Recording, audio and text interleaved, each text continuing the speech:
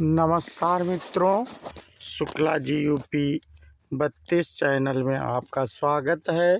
और आज हम उत्तर प्रदेश की राजधानी लखनऊ के डालीगंज में स्थित गोमती के तट पर मनकामेश्वर मंदिर की कथा बताएंगे। और ये बहुत पुरानी कथा है और इसके बारे में आपको हम जानकारी भी देंगे। तो भक्तों, ये आप सुनिए, हम कथा प्रारंभ करते हैं। मंदिर सनातन धर्म के लोगों की आस्था का एक बहुत बड़ा केंद्र बना हुआ है। देश से आने वाले पर्यटक और अन्य लोग इस मंदिर की प्राचीनता और प्रसिद्धि से प्रभावित होकर अपनी मनोकामना लेकर यहाँ आते हैं।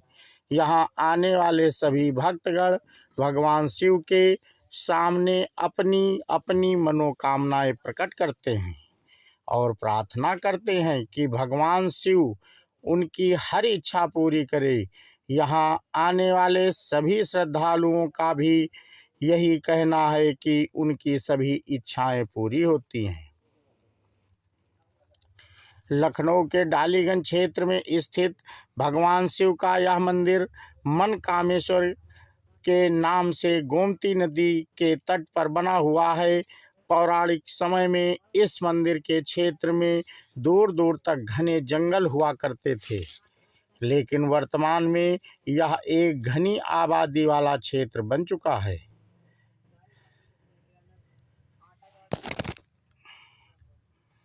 यह एक अति प्राचीन, पौराणिक और कई युगों पुराना मंदिर माना जाता है। इस मंदिर की पौराणिकता और प्राचीनता को लेकर कहा जाता है कि यह मंदिर त्रेता युग में भगवान राम के जन्म से पहले भी मौजूद था। इस मंदिर को लेकर त्रेता युग की एक सबसे बड़ी और सबसे प्रमुख मान्यता है और घटना यह जुड़ी है कि जब भगवान राम के छोटे भाई लक्ष्मण माता सीता को वन में छोड़ने के बाद वापस लौट रहे थे, तब उन्होंने यहीं इसी मंदिर में रुककर भगवान की शिव की आराधना की थी। माता सीता को वनवास छोड़ने के बाद लक्ष्मण के मन में अनेक प्रकार के प्रश्न उठ रहे थे और मन अशांत हो रहा था, व्याकुल हो रहा था, जिसके कारण उन्होंने इस मंदिर में शिवलिंग के सामने बैठकर भगवान शिव का ध्यान लगाया और मन को शांत करके माता सीता के सकुशल अयोध्या लौट आने की मनोकामना की थी।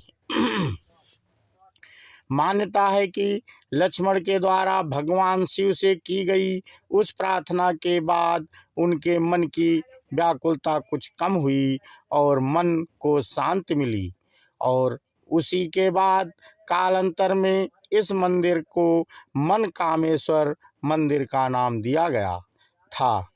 अनेकों पौराणिक ग्रंथ भी इस बात के प्रमाणों की पुष्टि करते हैं। हालांकि मंदिर के नाम के विषय में यह भी माना जाता है कि वर्ष 1933 के आसपास इस मंदिर को मनकामेश्वर मंदिर का नाम दिया गया था।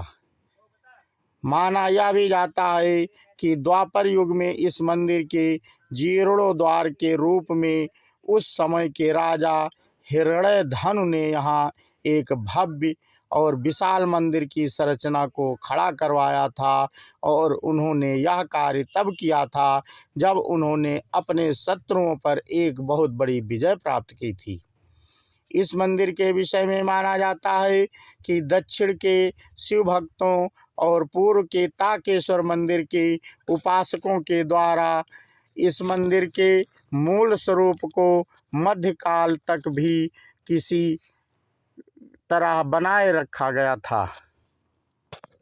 मंदिर की मौजूदा संरचना के बारे में बताया जाता है कि इसका निर्माण सेठ पूरन शाह के द्वारा कराया गया है।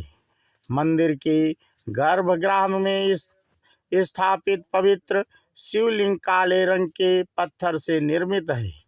शिवलिंग पर चांदी का एक बहुत ही सुंदर छत्र विराजमान है। मंदिर के पूरे फर्श में चांदी के अनगिनत सिक्के लगे हुए हैं, जिससे यह मंदिर बहुत ही मनोहारी और आकर्षक लगता है। आज भी संसार के अधिपति माने जाते हैं भगवान महा। स्थानीय लोग इस मंदिर को एक विशेष दिव्य और चमत्कारिक स्थान के रूप में मानते हैं।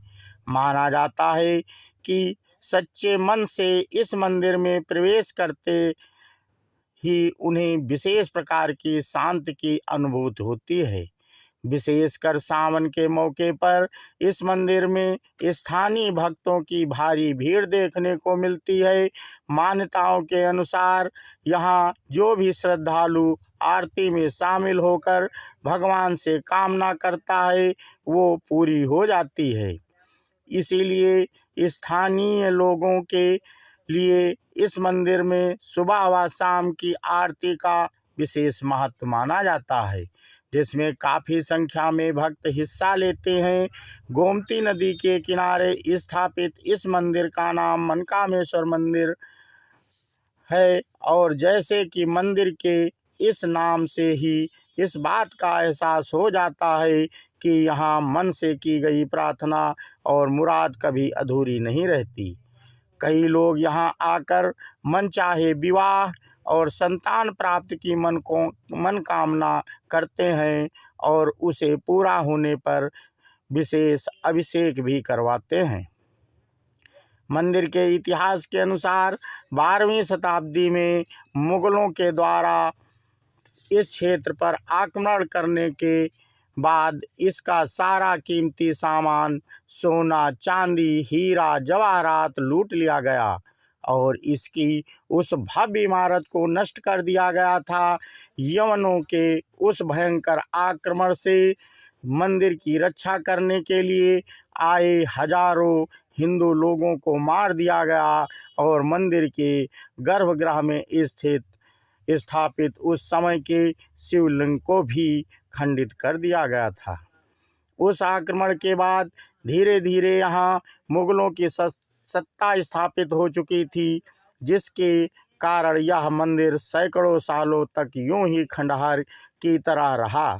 इसका दुर्भाग्य यह रहा कि इसमें नियमित रूप से पूजा पाठ भी नहीं होने दी जा रही थी, जबकि आज से करीब 500 वर्ष पूर्व नागा साधुओं और जूना अखाड़ा के साधुओं और अन्य हिंदुओं ने हजारों की संख्या में यहाँ एकत्र होकर मुगलों का विरोध किया और उनके कब्जे से इस मंदिर को मुक्त करवा लिया गया।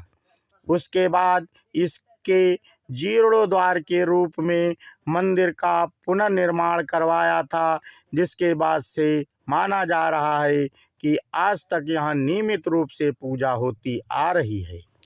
तो इस प्रकार मित्रों, भगवान मनकामेश्वर मंदिर की कथा हुई और पूर्ण हो गई है और यहाँ पे आने वाले भक्तों के लिए चारबाग से बस सवारी हर चीज़ मिल जाती है और जो चाहें टेम्पू से भी चारबाग स्टेशन से लोग आ सकते हैं और यहाँ पे डालीगंज पुल पे उतरेंगे, वहाँ से थोड़ी ही दूर पे मंदिर है और वहाँ दर्शन कर सकते हैं। और यहाँ श्रद्धालु बाहर से भी आते हैं और यहाँ सुबह और शाम को आरती होती है नदी पे, उसके भी दर्शन का लाभ आप लोग प्राप्त कर सकते हैं और जो मनोकामनाएं हों वो आपकी अवश्य पूरी होंगी। ये मनकामेश्वर मंदिर की मान्यता है और जो श्रद्धालु यहाँ आएंगे वो अवश्य इसका फ़ायदा पाएंगे। तो अब मनकामेश्वर मंदिर महाराज की, भगवान की जय हो। हे मनकामेश्वर मंदिर सभी भक्तगणों की संपूर्ण जो इच्छाएं हों और वो पूरी करते रहते हैं और इसी प्रकार इनकी मान्यता बनी हुई है। यहाँ बहुत लोग बहुत दूर दूर से आते हैं और मनकामेश्वर मंदिर में भगवान शिव का दर्शन मेला करते हैं। और बोलो मनकामेश्वर मंदिर भगवान की जय हो, मनकामेश्वर की जय हो।